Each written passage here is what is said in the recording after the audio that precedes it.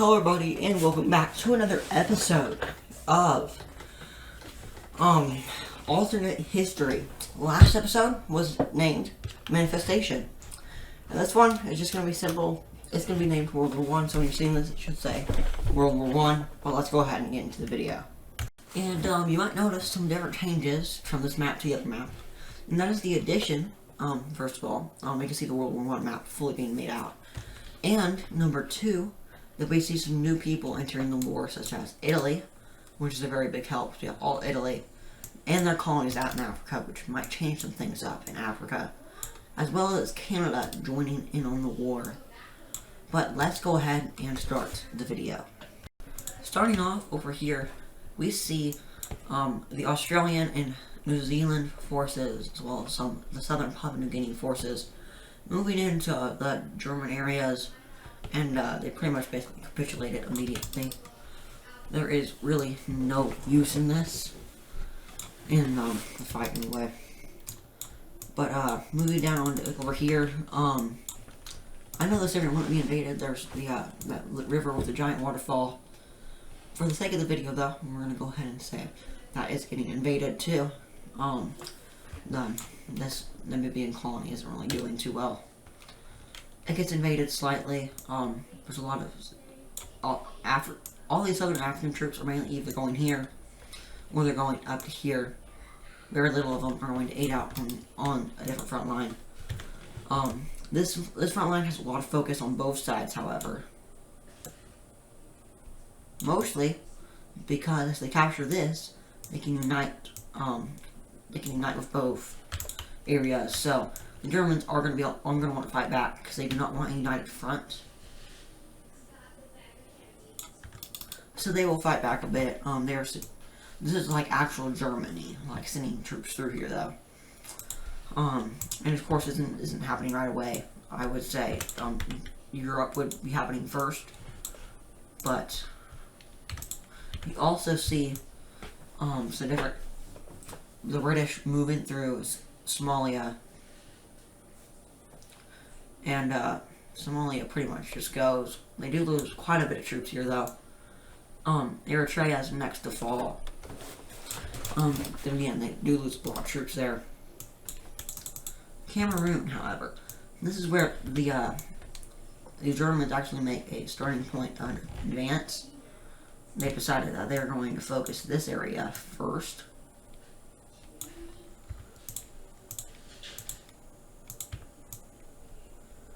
And they go out from Cameroon, capture all this lake, and go into Nigeria.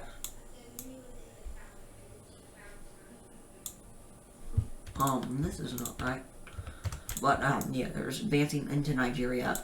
Nigeria is severely populated, though, so, like, even now, even in this time period, I would say they still could put up a chance, especially with all these troops that are flooding into here. But, now they realize that Cameroon probably wasn't the biggest play. Probably should have focused more troops on over here. So they will realign some of their priorities, and, they're going to lose a lot of land up here first. But down here, they will start to gain land and even push them back to the border here, to where they will start to make offensive. Not this big, though. Just a small little offensive. Not much, but enough to get behind the enemy lines right here. They can fall back just a bit. And these are the African front lines.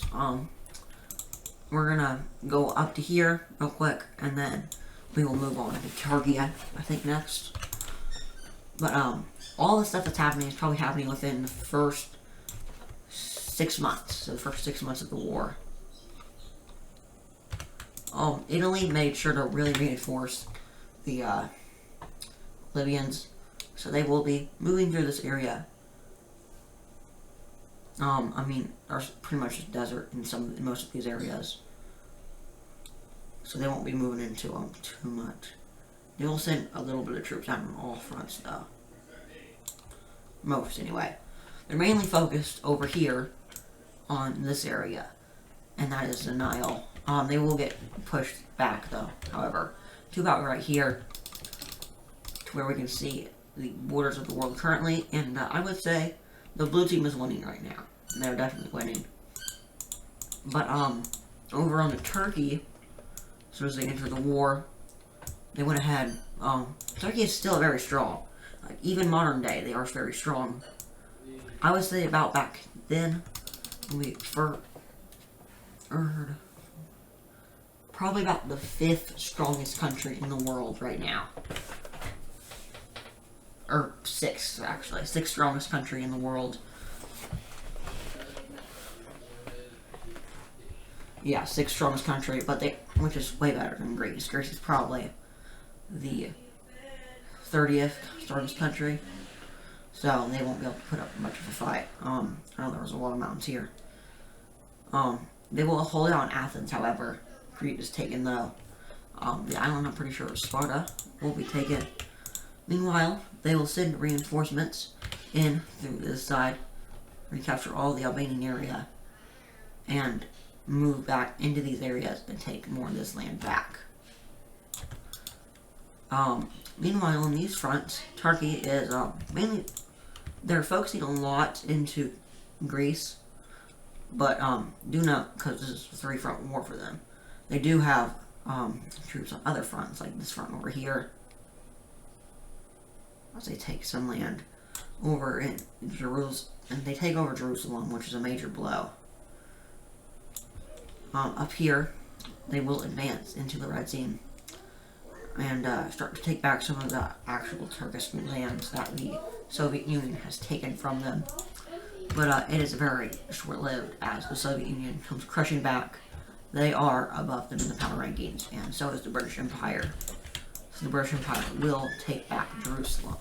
Moving away from Turkey, we can finally move on to the European front lines, and it looks something about like this. And yeah, to start it off, we're going to see the German invasion of the Sudetenland, but this is World War I, so it's not how it went in real life, because there's Czechoslovakia here, who in fact is not here right now. But yeah, it's going to go about like this, and the Germans are also going to invade into Austria, who about now is having a kind of the German population in their country is starting to kind of break away, and they're starting to rise up. They will not capture their capital, Vienna, and they will actually die out over here. But now Italy sends in their troops because they want their land over here in this area, and they eventually meet up in the Alps. Unlikely, I know, but they will like basically move like a front line through here, and then they'll claim everything back behind it. But there is still some fighting going on over there. Yeah, Czechia, Bohemia just got wrecked in the war, and now there are Hungarian troops taking from all sides. It's not looking too good for Austria. Meanwhile, over here in France, however, Germany didn't think they would actually get into the war. I need to pick up this color. They didn't think they would actually get into the war, so at the very start, they actually invade into Germany, and it goes very well. Same thing down with here. The French invade into this area and take over most of it. But with the Soviet Union's help, this is so early Soviet Union's help, they're able to mostly crush these forces back. But now we actually have something interesting happen. This time, instead of Germany going through Belgium, the Allies, or the Entente, I'm pretty sure, go through Belgium and Luxembourg instead. So it's kind of a reverse move here. And this severely helps. They were already planning to join the war anyways. And yeah, it's very good.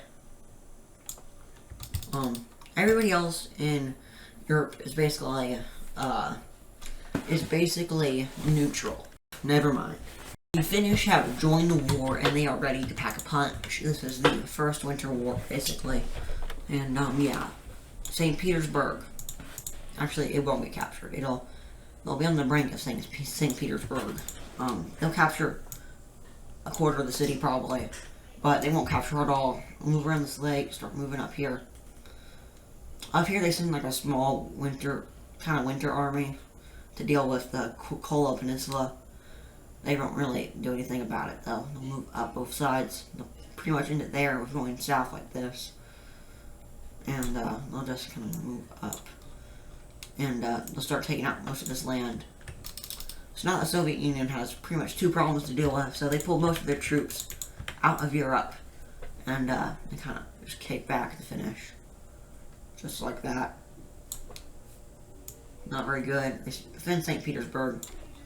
And they make an invasion into this Finnish area around St. Petersburg. And around these areas right here. But the rest of the invasion will still be going very well for the Finnish. So now, World War I is looking like this. I know this is very far-fetched. A lot of things have happened different in this timeline and early. But this is my version. Back over here, Austria's gone. They didn't really stand a chance. And this leads to a counterattack made by the Italians and the Germans that are able to successfully defend and take back most of their land and even invade into Luxembourg and take Luxembourg City, and they start invading into Belgium now. And which was pretty good. Yeah, the Entente defended it pretty well though. And the borders look like this about now, which is pretty good. But back over here in Turkey, they're remaking their invasion into Greece now, capturing this whole island right here and defending it very well. They aren't able to get to Athens, however. It's held out pretty well. And now, the Italians make a deal with them. They say, if you agree to peace now, we will let you keep most of the land that you have taken besides Athens, this island, these islands right here, all of this, and this. And we'll let you occupy the rest of this and potentially get a lot more out of the war, which saves you from all the effort and all the front lines you have to deal with. Which helps both teams, as they now have less front lines to deal about. And they agree to it, so we can actually see those are just occupying forces now. And now the Turks are able to take back Jerusalem and most of this land over here, as well as making an invasion back into the Iraq area. And they will start making their reinvasion into this Turkish land up here the Soviet Union captured, as well as taking this lake over here and moving up the Black Sea. Now Germany is sending their full force kind of into Europe, into Belgium. Brussels is captured. They occupy it all and start sending their forces out into France. And this leads to a full retreat on this front line. They are able to kick out the Germans a little bit and take Brussels back. But this leads to a very big defeat, as Frankfurt is pretty much safe by now. It's looking very good for the Germans as they are now reaching this way. And they made a mission to connect up with Italy, making one gigantic front line. And they do successfully do this. Oh, I know the Alps are here as well. We're going to ignore that again. And now it's not looking so good. But this also comes with a bad thing, as now most of the colonial front lines for Germany are kind of breaking fast. Cameroon they have to fall back into Cameroon, and a lot of this land is taken. But they will still hold out. They don't pull all their troops out of here. Down in Namibia, though, yeah, this whole front line collapses. But then again, they won't lose everything. as they'll still hold out. And up here, if only the same thing could be said for Tanzania, they lose most of their land down to this area where they escape into the Portuguese Mozambique colony, and all this land is taken, which means now they have almost all of Africa under their control. Libya has got an influx of troops, and they will march back over towards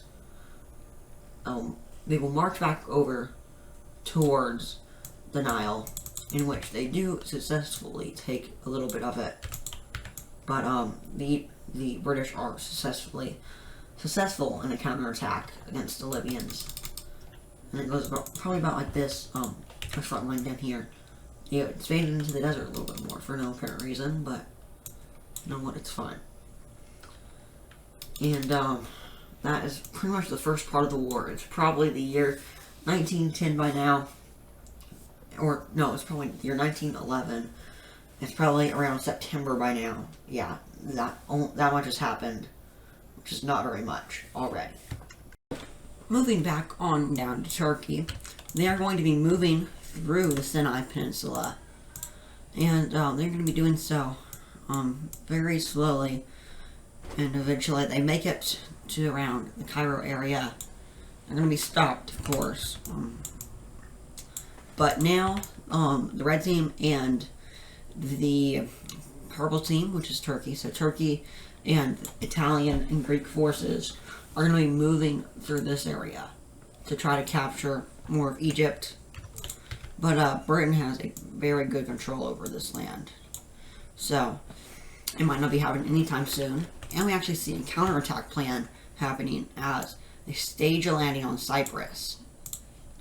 And it goes very well. And they capture all of Cyprus. And then they start moving back through this area, the Lebanon area, which is more up here, and take back their land, as well as starting to make an invasion into Turkey. And now that this has happened, Turkey's going to send some troops down to go around this, to try and circle their troops, which doesn't really work because they have Turkey, and they're actually going to use Turkey to make some more landings on the Turkish coast, and eventually capture most of it over here. So Turkey will draw back some forces in this area, but Jerusalem and most of Israel will still be under their control. Or, yeah, I think so, anyway. Or, no, Jerusalem, I think, is right around here. So, they'll still have most of it. But now that they've pulled some of their troops back, they are able to kick back most of the British invasion over here. And they start up another invasion. The troops that were over here, they go ahead and march into this area once again, taking a lot of it over until about it gets like this. So, Turkey has about this much land over here. And now, about this time, the Soviet Union is sending all of its forces pretty much in Finland, and they go behind the lines of the Finnish, and they also send some troops up through here, and they get rid of all of this area, and now they're starting their invasion into Finland, and it is going very well. They are capturing a lot of major cities and a lot of major territory. But the Finnish are going to repel them back a bit to about here. And at this point, they draw even more troops onto the front line. And they reach down this way. And I believe they have captured the major city, their capital city by now. I know it's down there somewhere.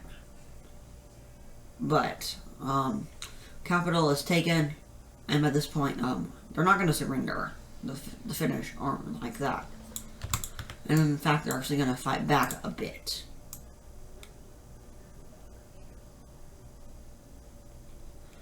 And eventually they're going to take about this much land back. But, it just really wasn't meant to be. After that counterattack, some more Soviet Union troops are going to be force their way this way. And they're going to start making their way up and around. And eventually, they reach over to the Baltic Sea once again. They send more of their troops into this area. Eventually, most of it surrenders. There will be some real guerrilla warfare there. And they take some more of the Baltic coast until eventually it all surrenders over to the Soviet Union. And meanwhile, down here in Turkey, we actually see a bigger invasion into these areas. But eventually, they have just decided that they don't want to be in the war anymore. They are, they've spent a lot of troops, especially on Finland. So they opt out of the war, taking all their land with them. And this is about where it gets to where, oh, we're not going to win this, are we? So, yeah, Finland is out now too. But so you will get some from the peace treaty. But at this point, they're like, we're probably not going to win this, right? And after the major loss of all their land down here, Turkey will sign a peace treaty with the British. And that pretty much makes them leave the war. They are not fighting anymore. And they will be granted Cyprus and their territory back over here if they are allowed, if they stop helping, if they take some land back, and they also attack the Red Team again. And they're fine with this. They're fine with betraying them now. So they go ahead and advance their troops in once again, taking most of the Aegean Sea. And eventually, they will capture Sparta. Oh, all Sparta and Athens, which is really big. And now they're basically just Italian troops over here, which is not very good. Most of Italy's troops are going to be sent out.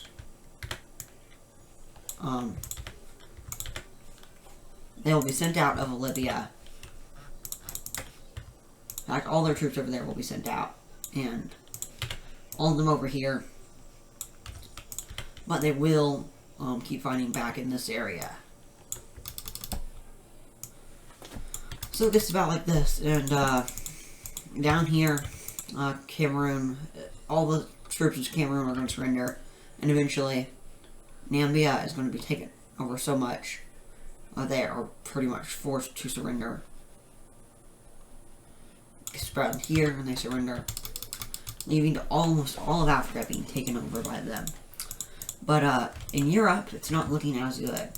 And in fact, we actually see all of Brussels being taken, and the Germans occupying a lot of France. And they actually are approaching Paris. It's pretty much right in here now. Italy is going to make some more attempts.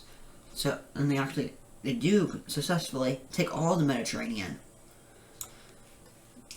And it goes pretty much about like this. Some more big cities of France are being taken out.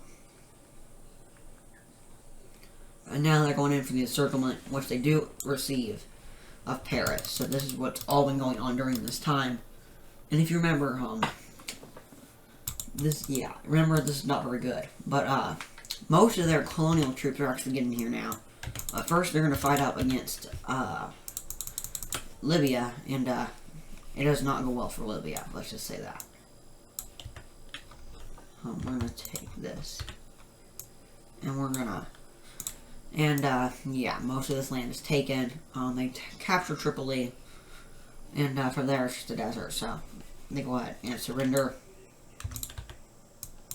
Meaning all of Africa is under the entente,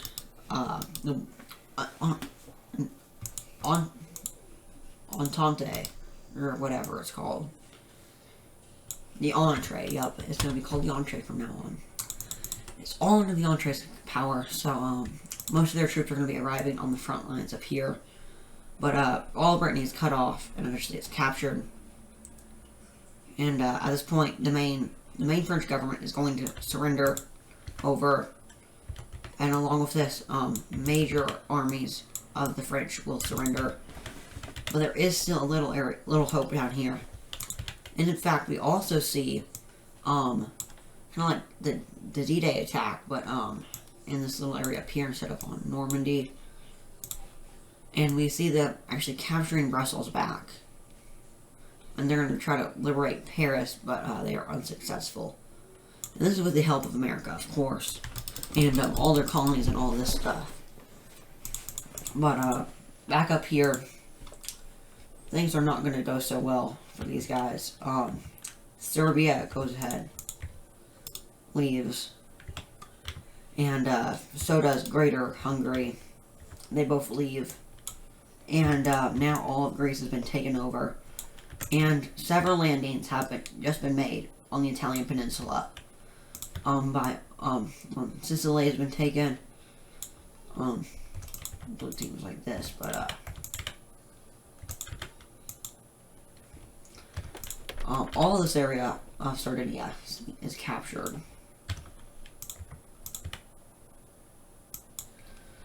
And eventually they start to liberate Sardinia. And all Sicily and the southern Italian peninsula is captured. And Turkish and the Entente meet up and they kind of split the peninsula about like this, with the rest mainly going over to these guys. But Rome will stay, and they'll stay fighting.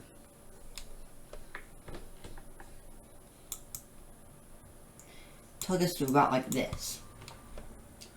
And now we kind of see some rebellious governments take place in the north here. So we basically have, this is going to be Vienna. So Vienna kind of revolts away, and they try to form a new Italian government. That's not under control of the German Reich, and it is successful. They fully take it back over, and now they're gonna lose all of their liberated areas over here, but they will keep their areas of Austria that they were occupying, which is about this much after Hungary and Serbia have left. Hungary actually, no, never mind. Hungary will stay, actually. Yeah, they'll stay. I got that wrong. Sorry. But over here, it's not looking too good. Brittany is taken back. Normandy is taken back. And all these troops are kind of just leaving this area. They cannot hold on to that area any longer. And then Paris is encircled fully and is taken back. So, toward the end of the war, it gets to about, it would probably be around right here in the war. Some other countries are going to declare war on them, such as Denmark. They want to get that, that modern border, I guess. But they were kind of bribed by the Entente, so they go into Germany about like this. Of course, this will be taken mostly back, and eventually Germany will not surrender. They will actually agree to peace, and in this, a lot of new stuff is going to be happening. And here is the peace treaty. Starting off, Canada gets all of Newfoundland, which is pretty cool. Down here, Belize and Guyana go over to America. So now America has a true they are a true colonial empire. Down here in Australia, the British get all the Papua New Guinea lands right here, and the French get the rest. Up here, the USA had all this originally, including the Philippines. Now they have that piece of Malaysia, the northern piece, and the rest is not colonized yet, so that might be interesting to see. The British Raj and French Indochina stay the same. But now, we're going to get to Africa. And starting off, Tanzania goes over to the British. So now, the British have one pretty much giant connected colony that goes all the way up from the Middle East down to South Africa. The rest of all of Namibia stays German. Over here, this piece and this piece go over to the respective colonizers. So the British get this piece right here, and the French get this piece here. Just like that, and the rest goes back over to Germany. So now they still have two colonies. Next over here, the French get all of Eritrea and Somalia. So that is very interesting. You might even see the French attacking these other two countries right here that have not been colonized yet. Soon, but that's for later. Up to Libya, the French and the British also get some land again.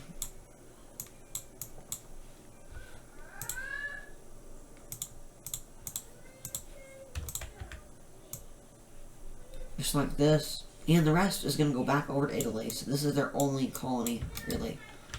It's kind of sad.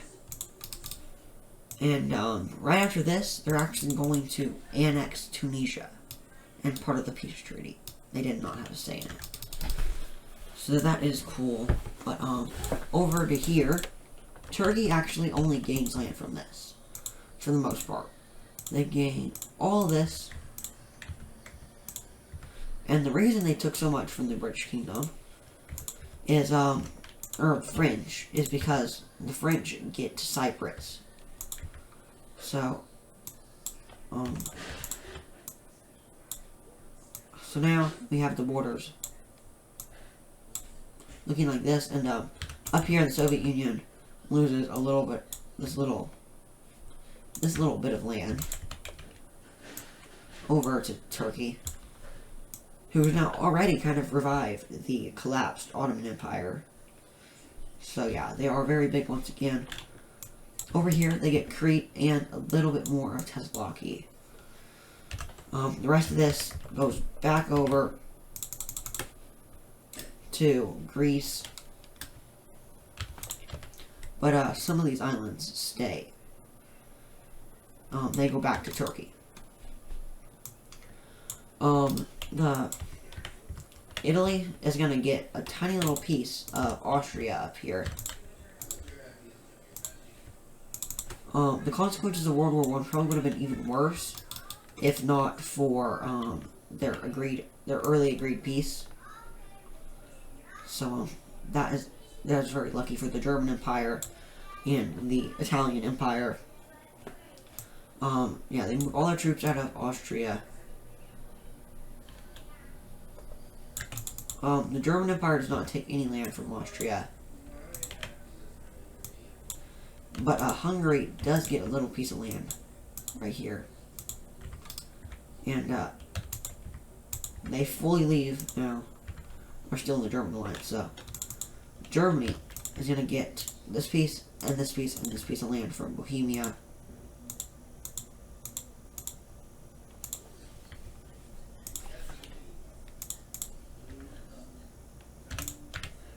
So, that is cool, I guess. I don't know how happy Germany is. Up here, Denmark takes that little piece of land. Honestly, they're lucky that they got any land at all because of moving so late.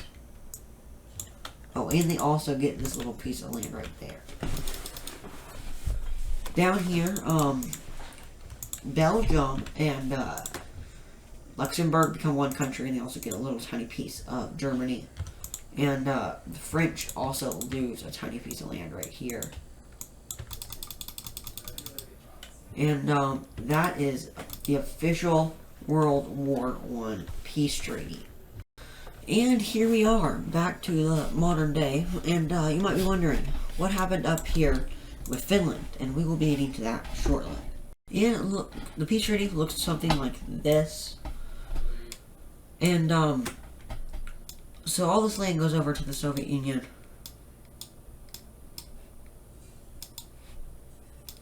Including the land down here. So this is our new Finland. It's looking very curved on this border. But, that is the peace treaty of World War I. And, now we have a few other small events taking place. And this is the full colonization of pretty much every other country that hasn't been colonized yet.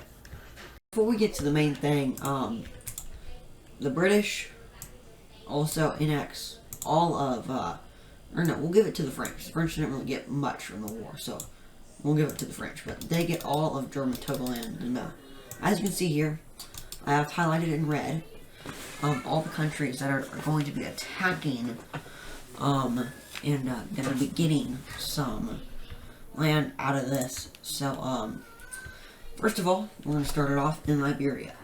And French troops move in. They capture the coast, and yeah, they get fully colonized now. It's not very good, but Liberia is now a colony. Now the French are also going to be attacking the this little Somaliland colony, and they're going to also attack Ethiopia at the same time. And this actually goes very successful. The British also are going to start getting in here from the desert on all sides.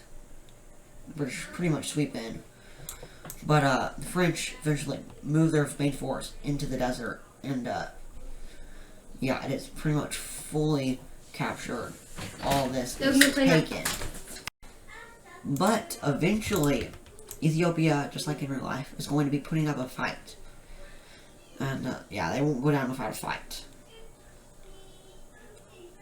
At least for now, as they take a lot of land back. But they are still pushing back a bit. And we'll check up on Ethiopia in a bit, but this little thingy right here, don't know what it is, but it is gone. And this is going to be the French Horn of African colony, the Horn of French Africa.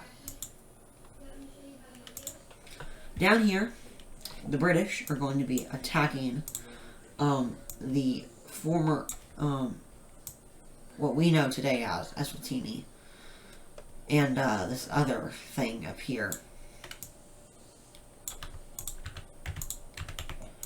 And yeah, not very good. They kind of just get swept, and they are gone. And Eswatini is also gone.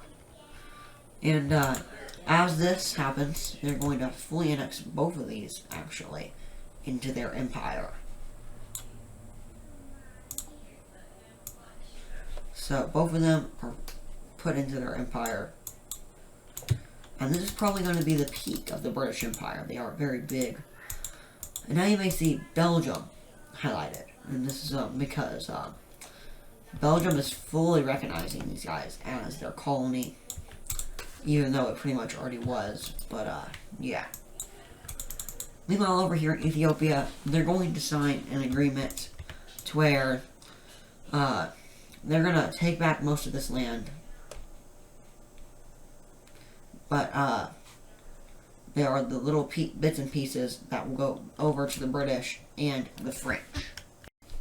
And it goes exactly how the occupied land went. The French get all of this land here, which is a great deal, and the British get this, which is kind of measly, but they're like, whatever, we'll let the French get some land because of the World War I thing. But now, yeah, Ethiopia is the only uncolonized person in Africa left. The only uncolonized country, besides for like Morocco. But now, need to move on to the Malaysian area over here. And actually, this is going to go a little bit differently than how it went in real life. The Dutch, the Indonesian area, actually take control of the Malaysian country on this side.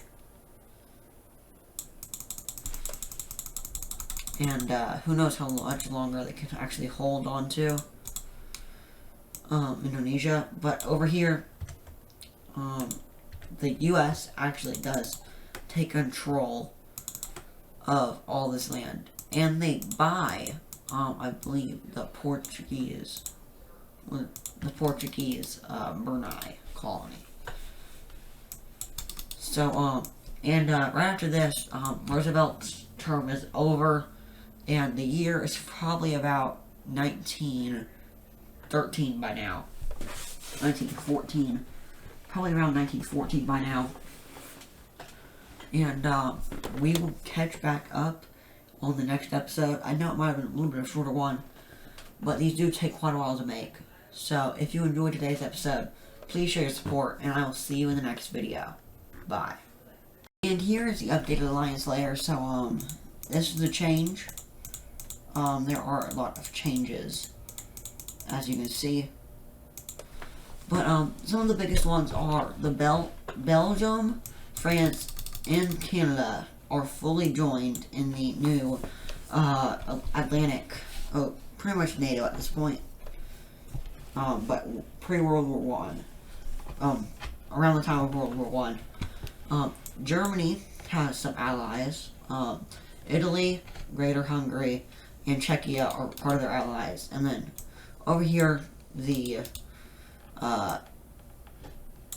Soviet Union has Romania and Serbia now in their alliance. And yeah, that is going to end it for today's episode. If you enjoyed, please show your support, and I'll see you in the next video. Bye.